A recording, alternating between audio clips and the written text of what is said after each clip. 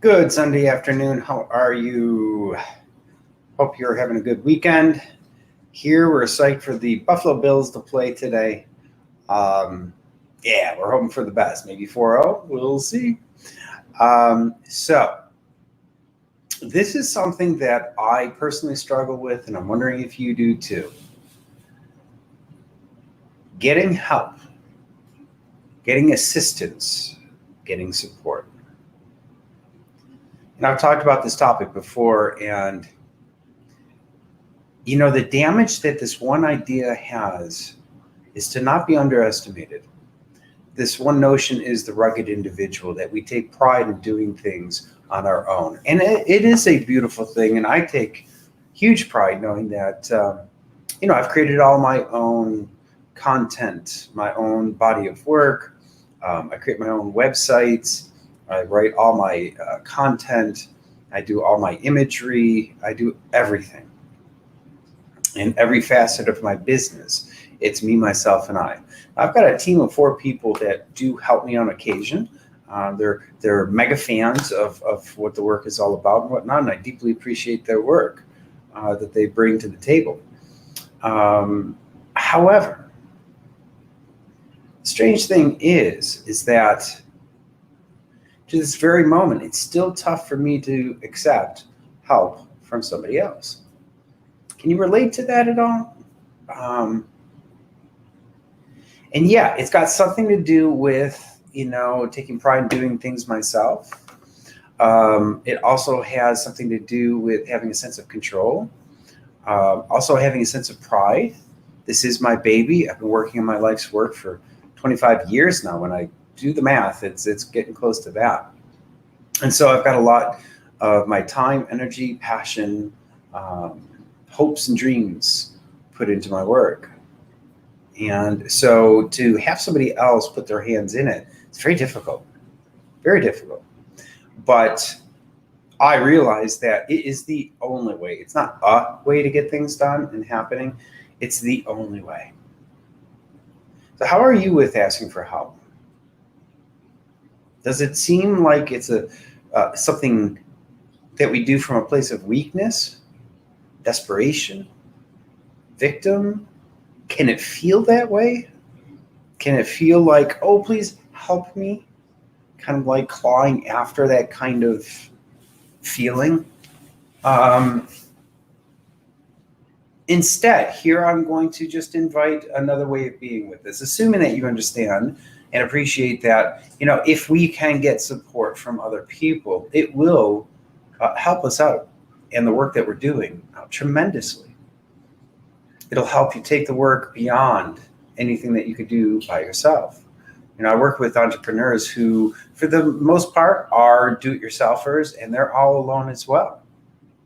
And it's interesting how difficult it can be for folks like me to take on other people. Again, I already mentioned that I'm used to doing things by myself, number one. Number two, like most people, we've been trained, especially in the States, to be that rugged individual, to take pride in, like, I did it myself. I made it happen. And I understand that, but it's not the smartest way to do things. And I can tell you that doing things by yourself, there's some advantages to it, to be sure, because I'm in control of everything, right? The thought of handing it off to somebody else is scary for me. And it is for other people too, because you have to give up control. But yet, a few times that I have hired people, and right now I interviewed 4 people last week, and one person potentially stands out. But so I've worked with people before, and it is very helpful, and it is wonderful when you have more than one person on something, and they're acknowledging in a direct way that what you do matters, right? Because they're willing to spend their time and energy on helping you. And that's wonderful. But if you have this doubt of the viability of what you want to be doing or what you want to bring into the world, if you question, do you have what it takes? Do you have enough of what it takes? The talent, the creativity, the time, energy, resources, right? These are all very, very common challenges when it comes to trying to bring our ideas, our projects, our businesses, our objectives, our goals into reality. It's not an easy thing for most people to create change of any kind. Is surprisingly slippery, even with the best of intentions. Have you ever had the best of intentions, but you didn't follow through, or you did for a little while, but then it didn't happen? In the end, you're still where you don't want to be. Have you ever had that experience before? If you're a human being, I'm going to guess that you have had that experience before where you've had the best of intentions, but in the end, it didn't happen. So what we invariably do is we make it about ourselves. Like, why did I not do that? I promised myself that I'm absolutely going to do X, whatever that is. Why didn't I do it? What's wrong with me? And so the judgments start. And that's also something that we've been taught, is when we don't get the results, when we don't follow through, when we procrastinate, et cetera, we make it about ourselves. And I say that that's the least productive way of looking at something, because beating oneself up, judging, punishing, reprimanding does not work. I'm utterly convinced of it. It actually just perpetuates what I call the not enoughness when we compare ourselves with other people and whatnot. And when we don't follow through, we don't get the desired results, and we start judging ourselves, that just feeds into more of there's something wrong with me, or I'm not good enough, or, which is the very thing that stops us from doing our thing to begin with. So it becomes a vicious cycle. You have an intention, you don't follow through, you beat yourself up, and that thing that had you not follow through gets reinforced. Does this make sense? What can we do about that? Well, number one is to see that at play. When you see your mind sabotaging your best of intentions, notice. First step is that awareness, right? But I'm going to jump right to another thing that we can do, which comes right back to the topic today, is if you can elicit some help and support, encouragement from others, that can help override any resistance, doubts, or fears that you may have, because now your project, your intention, your objective, your goal becomes bigger than you. And that's one of the best things that we can do, is that one of the best things that you can get from support is that when you have a sense of, like, you know what, this thing is taking a life of its own, it's now bigger than just who I am, coupled with the sense of being supported and therefore acknowledged, reinforcing, like, hey, I see you, I see what you're doing, and it's awesome, and I want to help. That kind of acknowledgement can help override, well, I still have doubts and fears and question the validity of my work or what I bring to the table. Yes, but it doesn't mean as much. It's amazing when you have other people saying, yeah, I see what you got, and I love it. How can it help? We're an empowering thing. In entrepreneurs, idea people, and we all can benefit from having support from other people. Now, you have to have the right kind of person, right, to support you, somebody who knows how to be, in the very least, constructive, encouraging, supportive, as opposed to somebody who's constantly finding out what's wrong and then trying to force things to happen, or they've got their own agenda. I mean, working with other people is not necessarily the easiest thing in the world to do, but when synergy happens, and that's when two hearts, minds, and souls come together with a common objective. Synergy is one of my favorite things to experience. Have you ever experienced that? When you're working with people, and the effect of it is rather magical. And that's why I say, when we can overcome our resistance to getting help, and then you get to start receiving some of the benefits of what it is to be truly supported, whether personally or in your business or any objective or goal that you have, gosh, is there a better feeling, right? So we need to be there for each other, not because we're weak, but just because we do better when we are supported, when we have a common vision, when we're on the same page and we've got a common objective or mission. I mean, the power and delight of that is amazing. It's one of the big reasons why I do what I do. I love seeing things come to fruition. I've always been an idea person. I've always loved hearing people's ideas. I'm blown away by people's ability to innovate, bring new solutions and ideas and creations to the world. It's really exciting. And that's really why I do what I do. That's also why my very favorite program, and I smile in subtle embarrassment. I don't know why. Why is it? But my favorite program is America's Got Talent, or any Got Talent shows. There's several of them throughout the whole world. Why do I love it so much? Well, to the very core of me, I have a deep conviction that people are absolutely amazing, way more amazing than we can recognize, more amazing than what we allow, more amazing than what we can see. And, every time I bring up "you are friggin' amazing," that idea, I have to also say that I'm not being nice. I'm not being complimentary. I'm not trying to make you feel good. It's a hard-coded statement of fact.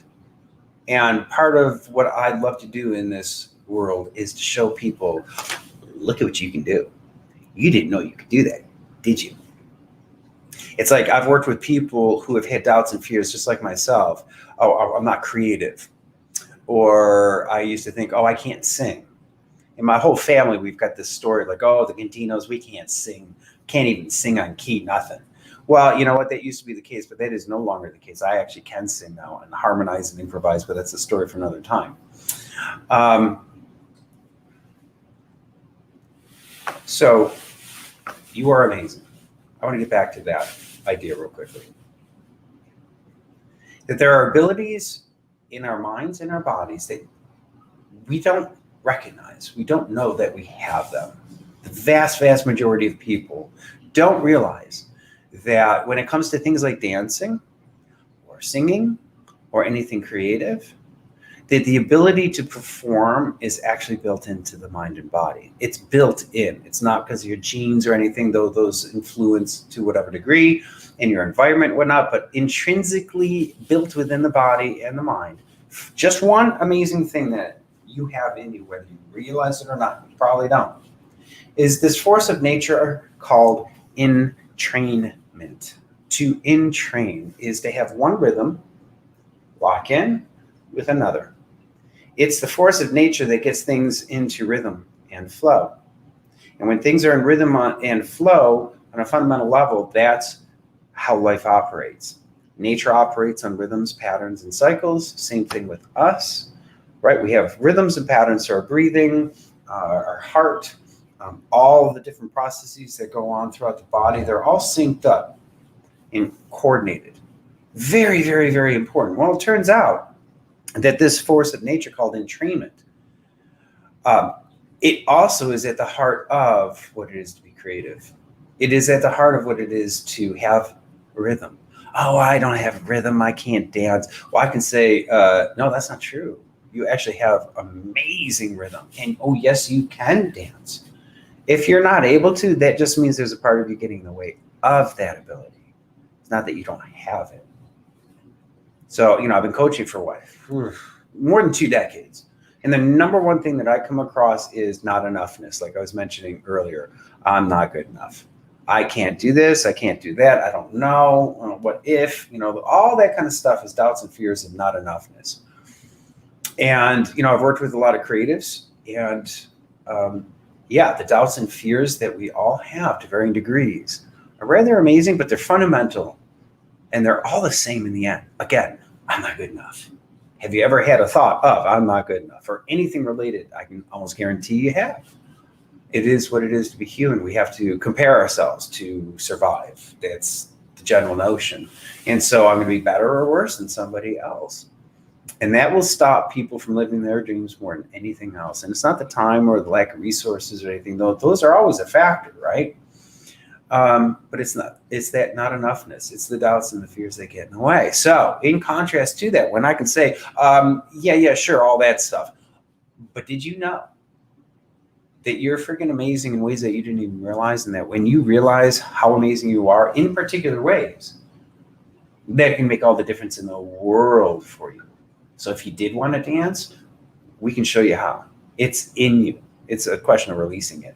Don't know how to sing a tune? Well, I tried for like 20, 30 years. I love singing. Hell, I tried music. It's drumming now, but it used to be guitar for years and years. I went to 3 different music schools and whatnot. I had a huge passion for music, but I have a cognitive thing that got in the way. And it took me 30 years to basically come up with my own solution for what I call my flow glitch. It's like a stutter when I go to express myself. So I had the thought of, I'm not creative. There's something wrong with me. I can't do this. I can't dance. I can't sing. I can't play guitar. I can't drum. I can't do anything. I can't play tennis. I can't talk with girls. I can't socialize, this, that, and the other thing. I grew up with those doubts and fears, and I had a ton of evidence to show just how messed up specifically my brain is. Dyslexia, ADD, all sorts of different issues I've been plagued with my whole life. But it led to my life as a wave worker because nothing that I read or tried or took helped. And so one of the huge blessings of the devastating impact that my cognitive challenges have had in my life and in my pursuits and my passions like my music and whatnot, as devastating as it has been in my past, it's been my biggest gift in so many ways. It's like right now as I'm talking on camera with a couple people watching, and please do say hello if you're, I'd love to hear from you guys and share your thoughts and own perspectives on these things. But I used to be the shyest dude you'd ever meet because again, I stuttered, I was glitchy, I was uncomfortable with people. It's very, very, very painful to be seen. And now after 1,000, I'll have to look, 1,300 lives, something like that, I've been 100% comfortable with being seen. And I can also talk off the cuff now and fluently, which again is something I could never do. So when I learned of this thing called entrainment, that ability to hook up and get in sync with different rhythms and patterns around you, when I learned of that, that was a huge insight for me. And, snapshot into the future, I think it took me about 10 years of playing with this notion of entrainment and coming up with specific approaches to fix the glitches. And it does. And I can sing and harmonize and play music, and I play tennis better than when I was a teenager. I'm 54 now. It's amazing. And it all comes down to there are certain abilities in our mind and body that we do not recognize that if you did, will make all the difference in the world. All the difference.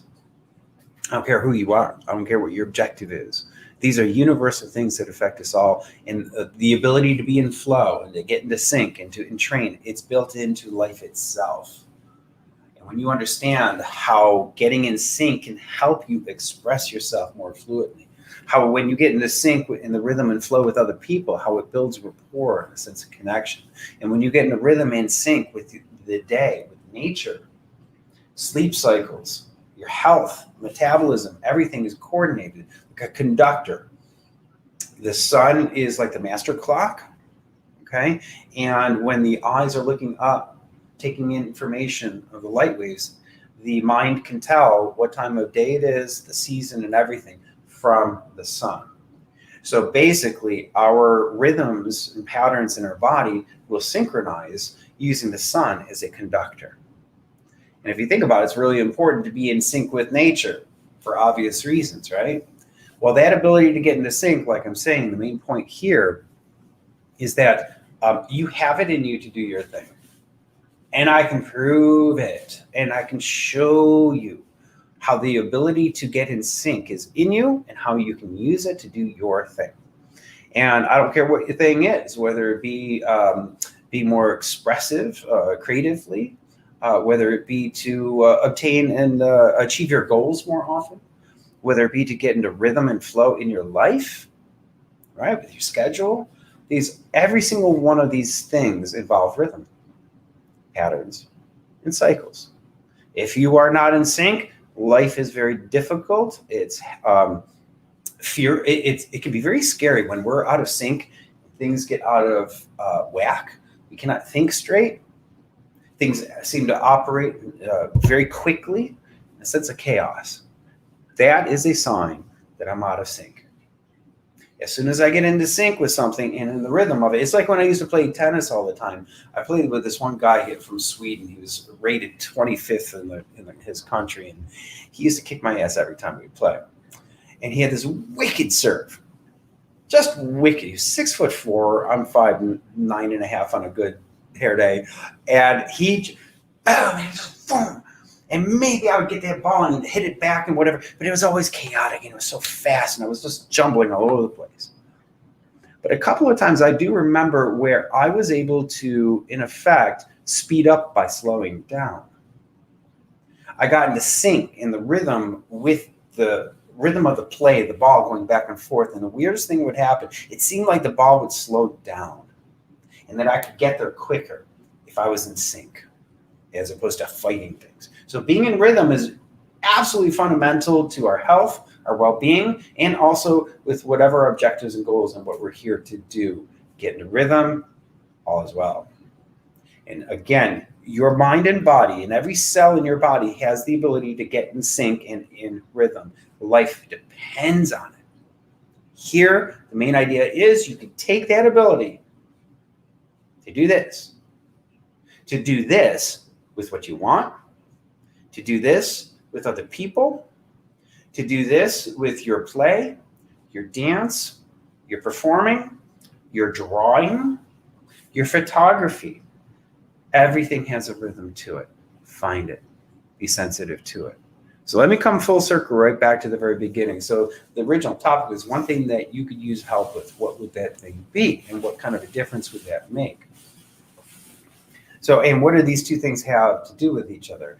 Well, the number one reason that people don't do their thing is they don't think that they can.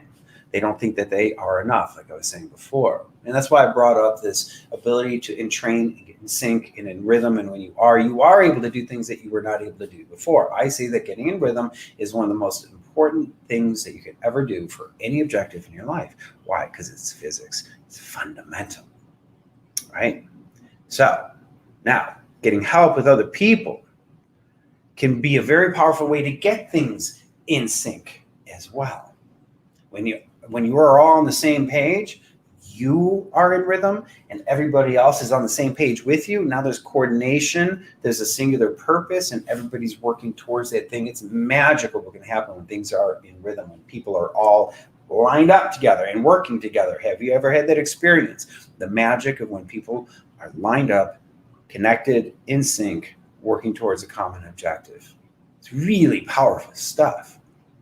So I got to go take care of my pups, enjoy the rest of this day. And for the rest of the day, if it occurs to you, just notice the rhythms around you. Also, notice life around you, like nature. Just think about rhythms and patterns and synchronization. Like this coach Carl, he's talking about the importance of getting things lined up. Look into it. Think about that a little bit.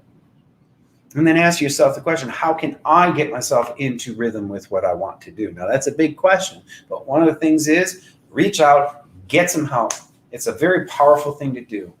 And I know it's very difficult, just like myself and others that I work with. We're doing it ourselves. We like doing things on our own, bring things to life.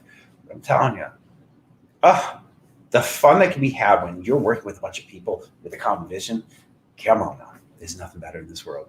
So go do that thing. Give credibility to whatever objective, goal, or passion that you have. It's really important stuff, especially in the midst of survival issues and a time of flux like we are right now. One of the best things you can do in terms of fear, depression, anger, anxiety, or any sense of helplessness from all that's happening in the world right now, one of the best things that you can do is get creative. Because a lot of times we're going to be thinking, I can't do anything. I feel helpless. This whole world is swirling around me and it's going crazy and I can't do anything about it. Oh, yes, you can. You can't do anything about the external forces maybe, right? But you sure as hell can do something with, what's your life going to be for today? Is there something creative that you can do that when you put your mind on that, you're not focusing about all the other stuff that you have no control over? I'm telling you, I've had some really wonderful creative projects this past year. And whenever I'm in creative mode, man, it's a very empowering thing. And paradoxically, this is the best time to innovate. This is the best time to get creative, to get bold, to try new things. Really. Whereas a lot of times we're going to think like, no, we got to be safe. And be safe. At the same time, now's the time to be bold. Go for it. And get some help. And pay attention to the rhythm and timing. Don't push and shove. But don't lean back either too much. Stay in the groove. Just pay attention and you will line up with those rhythms. And if you're clear with things, and you get into rhythm, watch what happens. Watch what happens. The resources, the people, the things needed for that objective to happen. It's amazing what will come to you when you're clear and connected and in sync. Clear, connected, and in sync. All right, go play. Life is good. Enjoy the ride. Bumps and all. See ya.